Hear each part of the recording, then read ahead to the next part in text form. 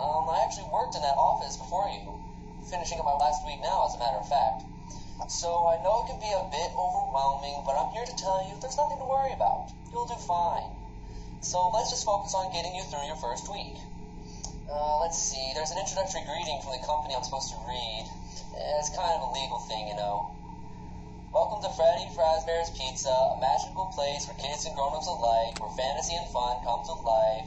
Fazbear Entertainment is not responsible for damage to property or person. Upon discovering the damage, death has occurred, a missing person report will be filed within 90 days, or as soon as property and premise have been thoroughly cleaned and bleached, and the carpets have been replaced, blah, blah, blah. Now, that might sound bad, I know, but there's really nothing to worry about.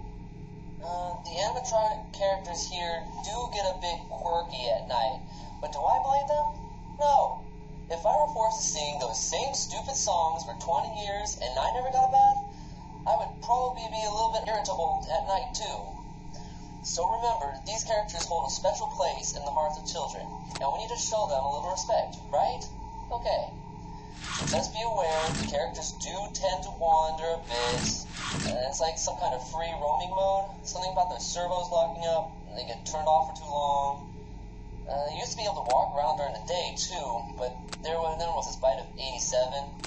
Yeah, it's amazing the human body can live without the frontal lobe. Well, considering your safety, the only real risk to you, as a night watchman here, if any, is that these characters, if they happen to see you after hours, probably won't recognize you as a person.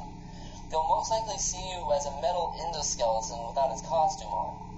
Now, since that's against the rules here at Freddy Fazbear's Pizza, they'll probably try to forcefully stuff you inside of Freddy Fazbear's suit.